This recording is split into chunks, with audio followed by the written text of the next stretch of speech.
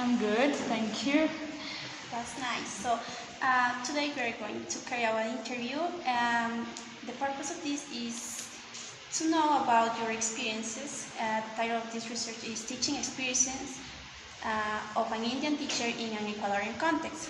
So the purpose of it, as I said, is to know or learn about your experiences being an English teacher here in Ecuador. So are you ready to start? Sure. Okay, so let's start. What's your name? My name is Gargi Ghosh. Okay. Where are you from? I'm from India and I have been living in Ecuador since 5 years. Since 2017. Yes. Okay, so can you tell me about a little bit about your country? Okay. Hi. So basically, like, which part of my country do you want to know about? Like, what do you want? Which aspect? Can you tell us about where is the specific place you lived in? Okay, so I'm from the northeastern part of India. I'm from a province named Assam.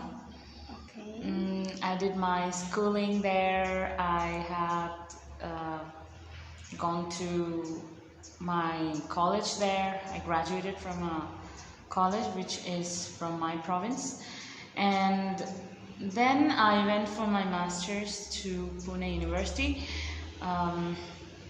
which is in the western part of India, which is in Pune. The name of the city is Pune and it is in the state of Maharashtra. So that is like four and a half hours flight from my hometown to the city. Yes. So that's what. Okay, thank you, teacher. The next question: how many years of experience do you have in teaching English? Well, so in teaching English, as far as my background is concerned, I have done my graduation and master's degree in English literature and language. So, and also English is considered as our official language. However, in India, I finished my master's in 2016, and then I started teaching. I started teaching at the college where students had English as specialization. So I was teaching their literary criticism. I was teaching American literature, post-colonial literature, and also British literature. So I was teaching those things in India. And then I worked there for 1 semester.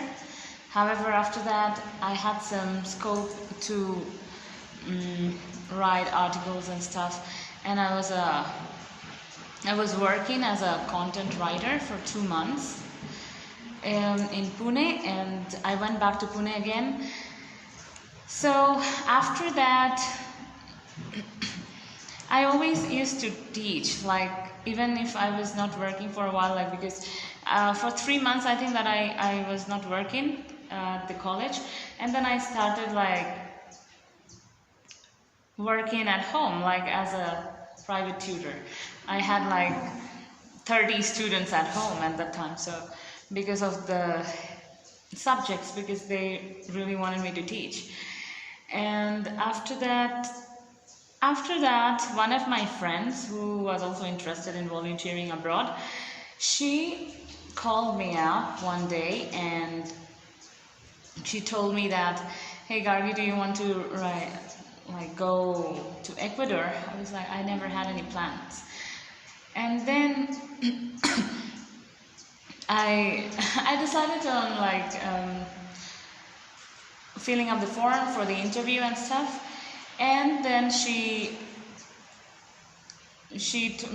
told me, okay, so I'm sending you the link and stuff. So I got ready for it. I had to go for the interview. Like, it was a virtual interview, of course, on Skype. And then I got selected, and then I came to Ecuador. And that program was like Edificar. That was a program by the Ministry of Education in Ecuador. and they were hiring professors from abroad, like for English, like not just any professor, but English teachers. So since I got this opportunity, I decided to come here. It was just like a 10-month contract. So I came here, I worked as a teacher, but that teaching program was for us to guide the teachers, the English teachers in public schools. But when we arrived here in Quito, what happened, like they sent us to the school and to the public school, and they sent us like alone to the classrooms. And we were like pretty much surprised because we were not supposed to teach the students because I was unable to communicate with them in Spanish. I didn't know even a single word in Spanish at that time. So I have started teaching in the year 2016, and until now I have just been teaching. So after I came to Ecuador, I worked here for 10 months, and I went back to India, and there, like I stayed there for like almost 4 to 5 months. I tried to rest, but I started missing Ecuador, and hence I came back. I decided on coming back to Ecuador because I really liked it here. It was super tranquil. I was so happy here, like even though I was alone, it actually made me feel good. Then when I came here, I started working in a Cambridge Institute in Machala. So I lived there for 3 months. I worked there, and then I got my temporary visa, and then I applied for jobs in universities and stuff. So I worked at the time with the Preuniversitario in Santa Elena. But there were some problems at the university, like some problems which were financial from the university, so hence they couldn't keep the teachers for Preuniversitario for their budget, and they never paid us at that time, but they paid after 2 years. Well, so, and then also I had to look for another thing, right? Yes. Because I was living alone, I was teaching, so if when you live alone, you need to think about yourself, and you need to look like in every aspect. You need to like check everything if it's okay, because if I'm here alone, it was my decision, and I was not I didn't want to be dependent on my dad to send me money, right? So I was happy. Okay, so I went to Universidad de Bolivar at that time, so I lived in Guaranda for almost a year, and I worked there in that university. That university has modulos de English, so they don't have the carrera, but I was working there. And then after that, from Santa Elena, they called me back, and I worked there for 2 years. And then now in this year I started working here in Unoy. So it's just, I have been working as a teacher. Okay, so in some, can we say that you are teaching 6 years? Right, I mean okay. from 2016? 16, yes, until 22, yes. Yes, 16 years, 6 years. 6 years, exactly. Okay, thank you. Okay, the next question is, how many years have you been living here in Ecuador? Since 2017, that's when I arrived. Oh, so only 1 year you taught in Indian? Yeah, because I finished my master's degree in 2016, so I was always studying. I didn't work while I was studying because my dad was sponsoring everything. So I was studying, and I wanted to be independent. So I decided on coming back here, and I started doing my thing. And how to live a life alone. I am still learning. Yeah, we never stop learning. Exactly. Yes. Okay, and why did you stay here? Why did you choose Ecuador? Well, since I completed ever since I've completed my master's, I worked there, and I just came to Ecuador, and I fell in love with Ecuador so much. that I didn't really want to leave this country. I don't know what Ecuador is magic. So I went back to India. However, I came back at my mistake, and then I was like, okay, I'm just going to see what happens. So that's what. Okay.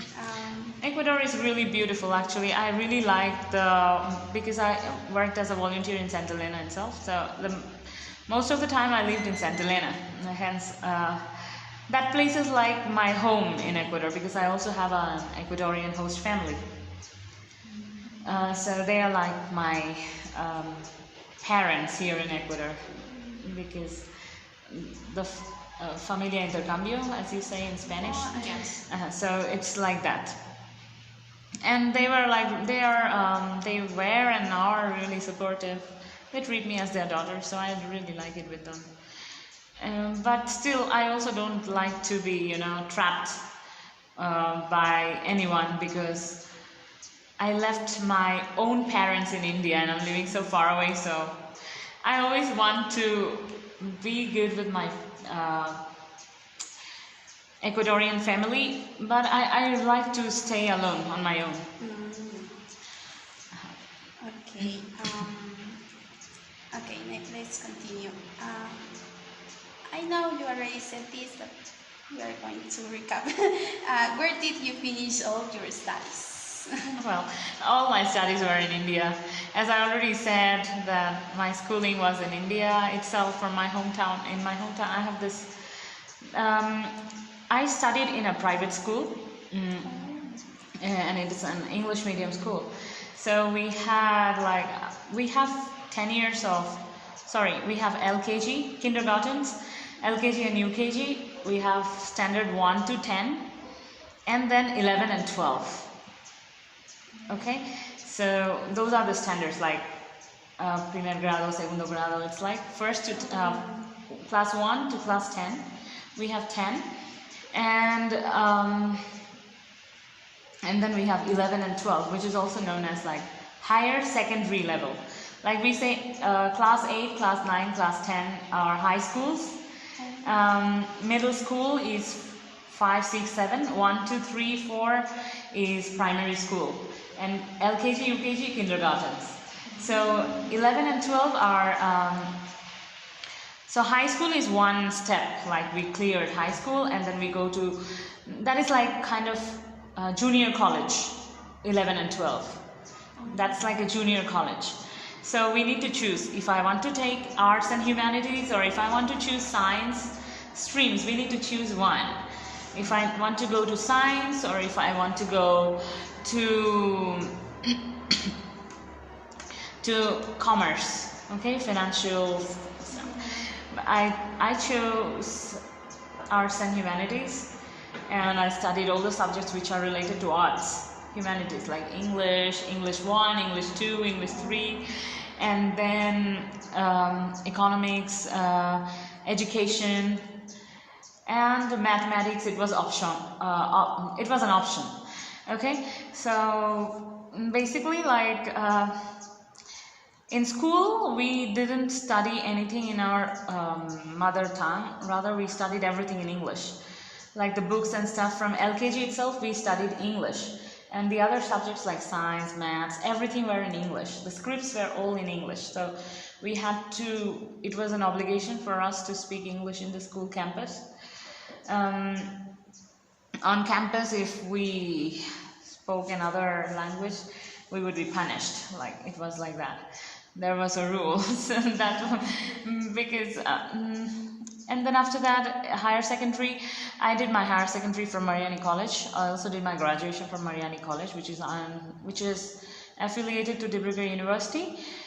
Like, I cleared my major. After higher secondary, I got to the college level. Like junior college, 11 and 12, and then college level. That is like humanities again, because at that time I chose English literature and language again. So I studied like post-colonial literature, like all the books.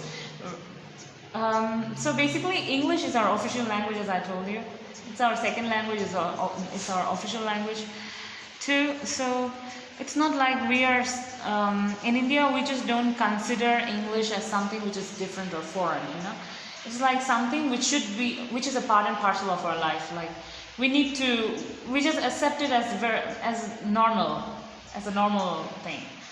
So we just don't consider that as a foreign language, which is like in Ecuador. Yes. So that's the and then after graduation, 3 years of studies, I got my bachelor's degree, and then I went for the entrance for Pune University.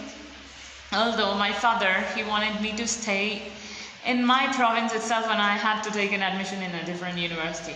I went there, although I was not satisfied at all at that university, because I knew that I wanted to study in Pune University. Like that is one of the biggest universities in India, and that's why I always had the dream to go there and study in that university. Also explore the musical side, because Pune is very close to Mumbai. I don't know if you have heard about that, which is like where Bollywood is actually from. So Pune and Bombay is like 2 hours distance in a car. So Bombay, well, I wanted to also explore, because I also sing. So I wanted to explore that side. I wanted to go there. I wanted to know how it goes, how is the film industry and stuff like that. So I had connections with those people as well. However, I also used to speak in radio. Not really sing, but I used to speak in radio. Like I used to have talks on radio there in Pune on certain topics, like controversial topics, or and also talks like psychological talks, like how to be empathetic and stuff like that. So any kind of like topics which people wanted to listen to, and also topics on literature, like that. I used to go for such talks. And then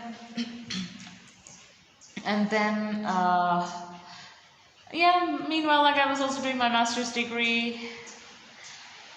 I tried to adapt myself to the new environment, because it was a different province for me. They had different style of doing things. They had different dishes. They used to cook in a different way. So that was another part. Yeah, so that's how I completed all my studies. It's not just study, but it was a struggle too at the same time. However, I liked it. Yes, that was really interesting. So now let's continue with some other questions. Okay. Okay, teacher, now we would like to know about your experiences. So, could you tell me, why did you want to be an English teacher?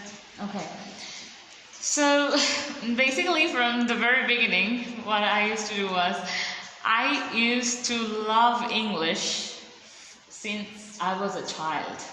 It was not some kind of a decision, but it was some kind of a passion for me. And I also, I never used to depend on anybody to teach me. They will teach me everything one by A to Z, I always, okay. So when I was in LKG, UKG, I also used to watch cartoons and stuff, everything in English. So everything was in English on TV as well in India, but I always used to watch those things. I used to watch Discovery Channel, National Geographic, all of these channels are in English. So my receptive organs, they were very clear to accept any kind of things in English. I used to watch movies also, when not really movies at the time, cartoons when I was a child. And then movies later on, I started watching HBO channel and all those channels, to watch everything, AXN. English, I always considered English as my friend. So I never thought that I would be an English teacher, but I always realized that I always liked English more than any other subjects in the school. I always used to get like, I always used to score the highest in English. In maths, I used to fail sometimes, but I used to always have good grades in English. So, because it was also the practice, because it was also the school which was behind, because the teachers always used to communicate with us in English. And we really had good teachers at that time. Also the other thing was that gradually when I really started thinking, yeah, I would like to teach English, because I think that English is, what is it sound? Sorry. Is that a sound from your phone? No, right? Okay, so okay. So English, as it was, yeah, I actually realized that English was something that I am comfortable with.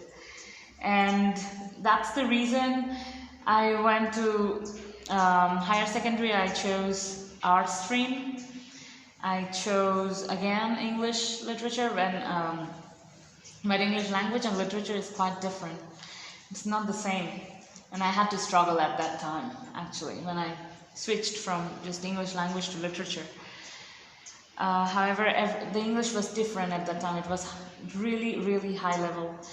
And I had to struggle a lot. I failed once, as I'm telling you. I failed just for 2 points because I didn't really understand what was going on with the subject. And then later, the way I had to I used to study English, I started reading books like that, you know. So, of course, the teachers used to teach, but it was not, the teachers know and they teach, but it's always us. We are the pilots to, you know, fly our planes. So we need to fly our planes. And that's the reason, like, my father almost asked me to switch to another stream. And I was like, no, I'm going to study English. Because I never gave up. And then later, when I graduated, I was the one with the highest percentage from my career. And after that, yes, in Masters too, like, I did well. And it was, I had another friends, like 3 or 4 friends. We were almost the same level. So we were all good students. And after that, I thought, like, yes, if I chose English as my career, of course, I need to go to that stream. That's why I can go for content writing. I can be a translator. I can teach English. And that's all. That's the reason why I became an English teacher. So I'm still like learning being a teacher, because it's very different in India, as India doesn't treat English as a foreign language, you know, like it's different in India to learn English, because we normally use the authoritative or demonstrator style. Like, those are like when students are supposed to attend the lectures, the teacher speaks more in the class, and then we are supposed to take notes and study the things from the book. Teachers guide us, and we do the things like that. And we study. We need to read and study a lot, like to be in that level, to know. Then they come, they guide us, they make us understand, okay, this happens in this way, these things happen in this way. So it's all about, like, there are some PowerPoints and stuff, but they normally give lectures more than so that we can understand. They give all the information which is necessary, and we need to be very attentive so that we take the information from them, you know. So it's like that. Mm-hmm. Wow, that's really interesting that you learn. Okay. Thank you. Well, we already know why you came to Ecuador, and now we would like to know if you can tell me your favorite experience teaching English in Ecuador. My favorite experience. Yes, your favorite one. Okay, so when everything was normal. When I was in public school, my favorite experience, if you want me to say, yes, when I was teaching in Centelin and the Pre-Universitario. those students were really new in English career, and they were so curious and they were so attentive to learn things that there were most of these students didn't even know English.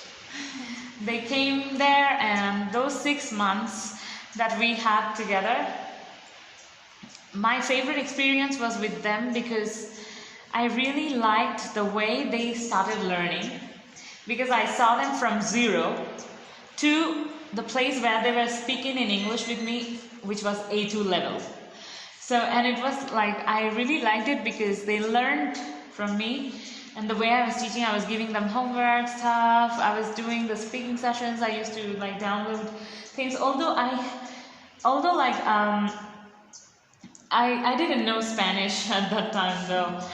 I did not really speak Spanish very well. I had problems in understanding Spanish. However, I also didn't know the way Ecuador treats English. That's like how the other teachers, teach English here. But I use my technique, like how to do that, and they were learning in that way. So I was like, I was really glad. So also, like, of course, they are like kids when they come to pre-universitario, and I had to teach them like kids, right? So I used to download all this, activities like speaking questions from images, like not really texts, but images, because that also we used to sing in the class. One session I only used to give for singing, because I had like 10 hours of class with each and every, each paralelo, each section, and yes, 20 hours of classes. Like I had to. So we used to keep one class only for us to sing and like read poems and stuff, and they used to select those things. So that will always remain my favorite experience, because they were very enthusiastic, and I saw them like from zero to a level that they have learned, and I really feel happy about that. Yeah. That's really nice. Okay, now another question. What are some challenges you have faced while living in this country? Well, to be honest, I had to. The first challenge was. Shall I share everything? Okay, the first challenge was, since I don't know about the other foreigners in Ecuador, how they are, but I try to be very empathetic with people. Like I don't really try. I'm actually an empathetic person. So I try to help as much as I can, and basically, if I help, and if somebody I feel that he or she is not wanting my help anymore, then I just back off. I don't really care. Like, it's not like I don't care, I just limit myself to do that. However, in Ecuador, the first struggle that I had was like in the second week. I was so new in Ecuador, although I had my friend here, she was here, my best friend, and we came to Cuenca. But as an intuitive human being, I'm an intuitive human. So I always trust my intuitions. And I didn't want to go to the river in Cuenca. My friend was like, hey, let's go to the river, let's go to the river. And then the first step that I put on the step, like on the slope, I cracked my ankle and I had a fracture. So that was the first struggle, the challenge that came. And then I went to, like, because we were in Santa, we came to Cuenca for the weekend, and I fractured my ankle, but I didn't understand, although I was walking. So I went back to Santa Elena. I had to undergo a surgery, and I still have I have a platinum and 6 screws in my ankle now. So I have it now as well. So that was my first challenge, like I had to overcome, because when I was leaving from India, my dad said, Ecuador is in the other part of the world. Okay, so if something happens to you, I won't be able to go there in just 2 days. And then I told him, no, nothing will happen. But that was the first thing that happened. And I had to, although my friend was there, she supported me for 5-6 days that I was in the hospital. After that, she had to work, of course. But I worked. I worked after a month again. Like I had to take rest for a month with the leg, because I was on medicines. I had to go. I had to go through a lot. Like I was very stressed, depressed, and after that, the school where I was working, they supported me a lot. But the family that I got at that time, they were not really very friendly. They were, because I also didn't understand. I really had problems in communication with them, because I didn't know Spanish, and they were speaking in Spanish, and I literally felt that they were disturbed, but I didn't want to make them feel like that. Hence, I left to a different house. I told my director that I really want a new place for myself to stay. He asked me twice, "Do you like it here?" I was like, because it was a volunteer program, and I had to adjust. And the room that I was living in, it didn't have a door. So it was public school. The volunteers are all in public schools. So that was a new experience to me. I normally don't even stay in my house without the door locked, you know. I lock my door and I do my work. So it was really a challenge, like, oh my God, and it's horrible for me, but it's okay. And then that was something which I had to deal with. And then he was asking, do you like it here? I'm like, well, yes, no worries. Just be calm. And then later, I went, the host family that I have now, I said, like, they're like my parents. I was with them. So my host dad was also a teacher. He's still a teacher at the public school. So they really communicated, although I didn't speak their language, but I think that I started learning Spanish from them. Like, yeah, I used to go with them, sit with them, and that family was really jolly. Like, they used to be very happy all the time, and I used to like enjoy that. Okay, and like I started listening from them. Like, I just used to sit with them. And nothing else. They used to ask me, India has this, and they were very curious to know. I used to like show on Google and stuff. And then after that, that was one challenge. And then after that, when I was in Guaranda, the challenge was the weather, because I never stayed in such a cold weather before. I always used to stay very clumsy, you know, like it was, for me, it was like too cold to resist. And it was like really, then later I got used to the weather, although like I didn't really like to wear sweaters all the time. And then that was another challenge. And then after that, when I used to be with the students in Preuniversitario in Santa Elena, I had a few, like, as a girl, like, people, I think that they think that, oh, she's a girl and she stays alone, so we can be, you know, you always have to be very careful when you stay alone as well. You need to be very careful with whom you are going out and stuff. I really had to also come across a challenging situation when a couple who used to be my friend, okay, that person like tried to abuse me. So it was like a surprise. I was really surprised, but I really didn't want to be in a mess. So I also talked about this with him and his wife. I never hesitate to speak upright, upfront, you know. So that's how I tackled that situation. But anyway, I'm okay. I was okay because it was just, I never thought that somebody who I really know and who I am helping with English, he was an English teacher, and he used to like I used to help him in his things and his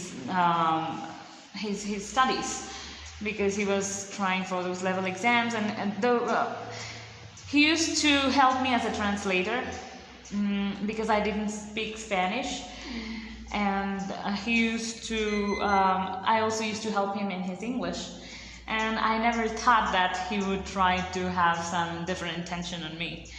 So I have to speak with that about that with his wife, because I was literally like, when I was working at the university, there pre-university, I was living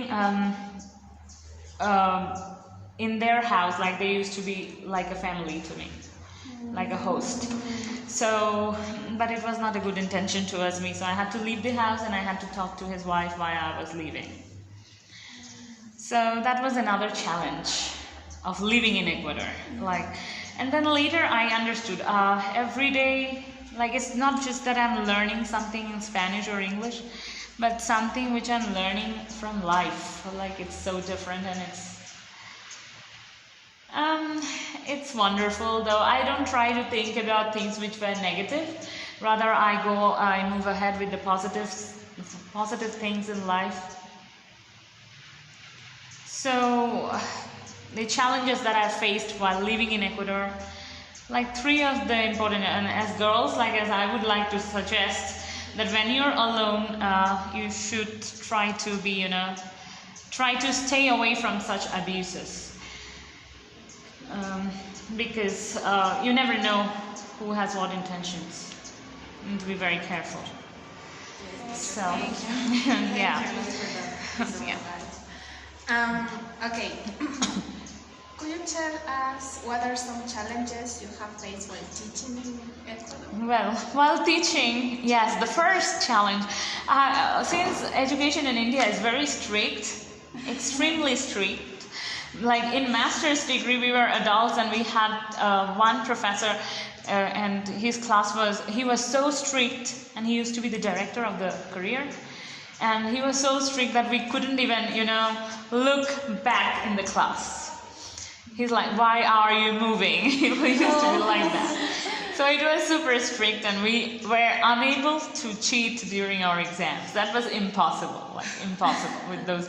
There were like 13 students and there are 3 teachers. How on earth can you cheat during exams? Like, although there were some students who used to cheat, but that's what remained. Like, I always try to learn my things, and since I have always been a slow learner, so I know that maybe the teacher will teach there, and if I don't get it, like I'll just see the book. Everything is there, so I will be able to cope with whatever he's teaching, of course. So although I try to take notes, and I always try to study, like day to day, every day's thing, every day, And then after that, yes, the first thing, the challenge that I had to face, I was teaching in 10º grado and primero bachillerato, tercero bachillerato in Ecuador. Like, is it just about Ecuador or in India as well? Have you asked about Ecuador? Okay. The first thing was, there was one boy, and I didn't really know, because in our training, when we arrived as English teachers, we had a training from the foundation that you need to hug everybody, you need to give a kiss on one cheek, and I was like, okay, because that's not a part of our culture. Like in India, we don't really touch. Maximum, if somebody is very close, we just give a handshake, and that's it. And so, like, we are not like very kind to go and give a hug. Like, we respect from far away, like that. So that was very new to me. I learned that, and I used to literally get tired of, like, giving hugs to people. Like, initially, but now I got used to it. And one student from Decimo, he was like, I was taking a test. It was just like an English test, days of the week, months, and all the same things. He got some cheats and he was cheating in the class, and I really got angry. I got mad at him and I said, please get out of the class, you cannot do this in the class. So I didn't know about these things, that we cannot treat like that with the students, because it's totally the opposite in India. If we do something in the school, the teacher is going to call my parent to report. Please take care of your daughter or son because she's not behaving in a proper way. But here it's the opposite. So it's like Padre de los Hijos. They came and they were like, he said that to his mom, and like he might have said that teacher asked me to get out of the class, she treated me in a rude way and something, but it was not rude, it was just my perspective of being a teacher, okay? So I was like, you cannot do this, because for me it's like, if you're doing that, that means you haven't learned. I want you to do that without cheating. Write the exam without cheating. So that's what I wanted. And then after that, what happened was,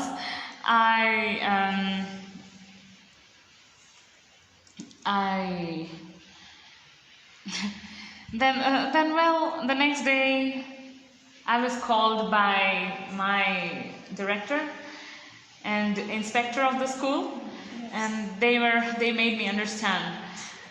You know what happened in the class yesterday? I was like, okay, it was okay, but he was cheating. His mom said something like that, or you shouldn't do this, like shouldn't treat the students in that way and stuff like that.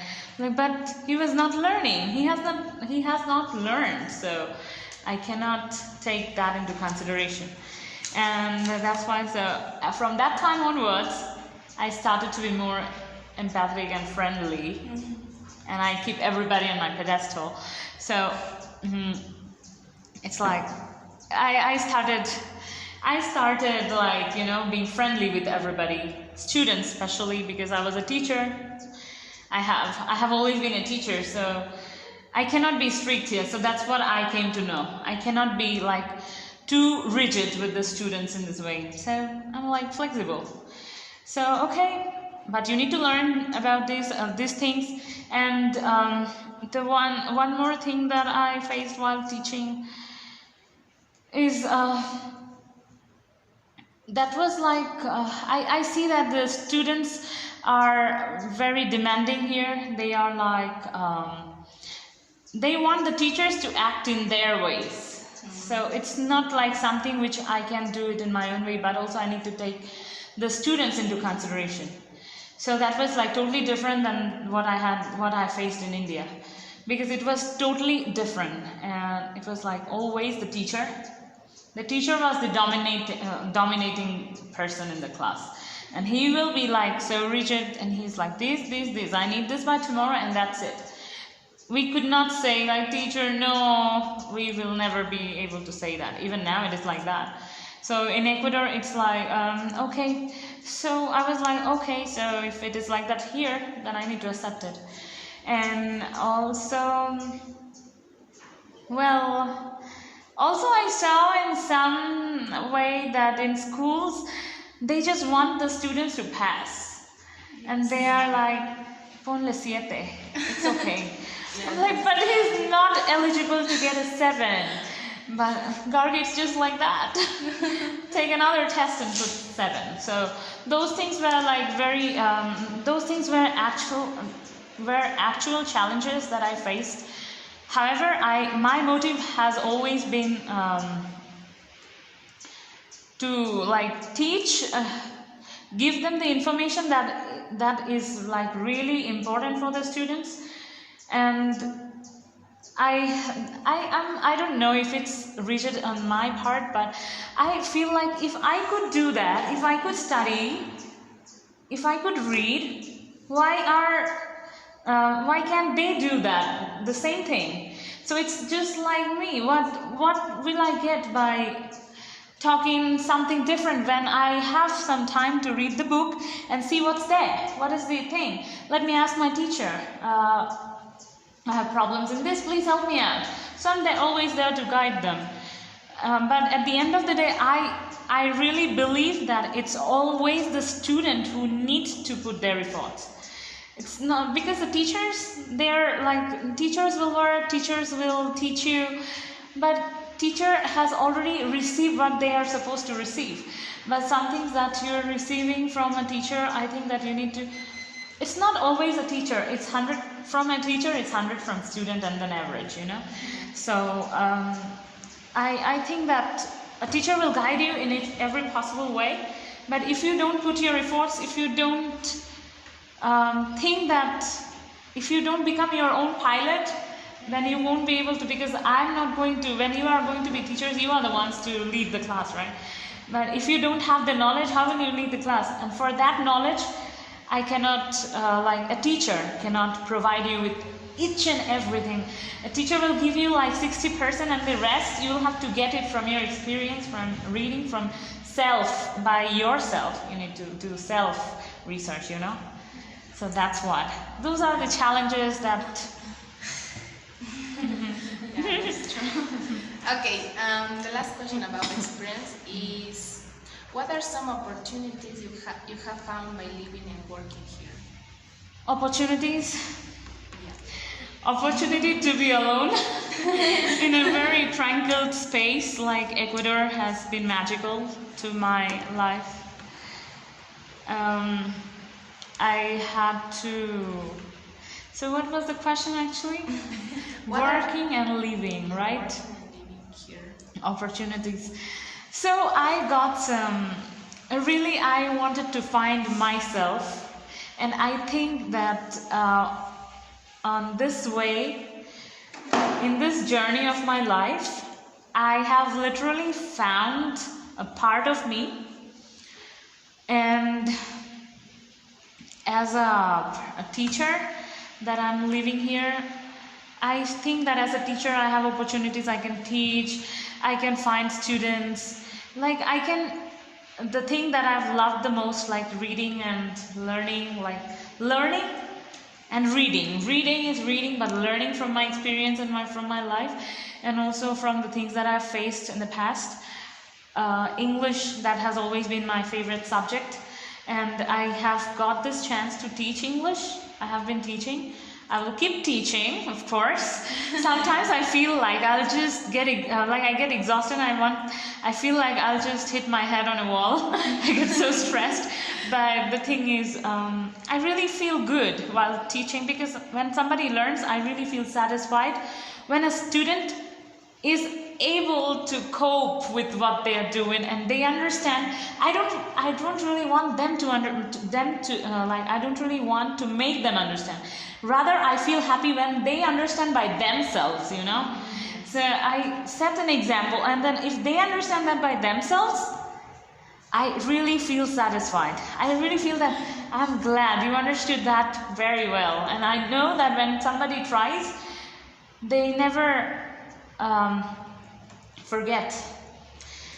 So, and opportunities while living here, I have become very independent. Like, I know that my father always used to think that I won't be able to live alone ever in my life. So, and I was like, it was like a big no for me from my side. But my mom, she always used to be very hopeful that I know she can do it. So because until the age of 20, I was always with my parents. They even used to send me to the college like in car. Like they didn't even let me go outside. I used to feel trapped, literally. And I used to feel that once I go out, I'm never going to come back. So, but it's not like I don't love them. I love my parents a lot, my sister. And the thing is, the opportunity that now he also knows, my dad knows that I know how to live alone. Although you know about the challenges that I've faced, right? So those, after even those challenges, I'm alive. I know that I'll be alive. I don't know until when. We are all mortal. So as opportunity, I would say work opportunity is also okay for me here, and as living a life, it's really nice. It's peaceful, and I also try to be friends with people who are travelers, to know their experiences as well. Like that is a part of my hobby. Like I try to know people from new space, like new countries, and who are in Ecuador. So what do you think about this country, and how do you feel here? And they ask me like, you've been living here since 5 years. How come? Like yeah. So I think that it's pretty peaceful place to also work and also have to also live a life in Ecuador. But I just don't understand why there are many people in Ecuador who just wants to go abroad. They want to go to the United States. I don't really understand why, because India is also like very mechanical, and you don't get to see nature there too much. Like there are certain places, of course, you get to see the nature, but not everywhere. You will get just big cities. Like here it is Guayaquil, but in India it's like five cities like Guayaquil together as one city. So it's like very big, and it's always noisy and stuff. So here it's so peaceful. I really like that. Yeah. To concentrate, to work, to think about yourself. And I think that yes, I wanted to find myself, and I'm still finding. I found a part of me, and I'll keep finding. And answering to your question about what people here in Ecuador go to the United States, I think is because most of them need more job opportunities, a better kind of life, more resources. Okay, that's the reason. It's just reason. like I was like running away from it. I would like to go to the United States, but just for traveling. I would like to stay in Ecuador. Okay, now some other Okay, questions. teacher, we like to hear about your feelings about the Ecuadorian context. And the first question is, how do you feel in living your traditional costume, and try to understand the one of the Ecuador? Okay, so I think I already said about the handshake and the hugs, right? So basically it has been 5 years, and I have become a permanent resident of this country, so I need to accept the rules and regulations of this country, which I love India, but I love Ecuador as well. Ecuador has become a second home to me now. And so if I think that I should go, I already have pets, like I take care of them. I have become like a traditional parent in Ecuador. I was like, okay, so the thing is, like, when I think that, of course, when I went back to India, it was like 4 years, almost 4 years. I went to India in February. So things were too different for me. You know, India is not that liberal in every aspect of life. When it comes to even hug, if you go and hug somebody who is close to you, it's okay. But if you just go and give a hug, hey, how are you? So what's going around with that person? So it's all about culture, you know? So that was like, okay, so I tried to be like in India. And of course, while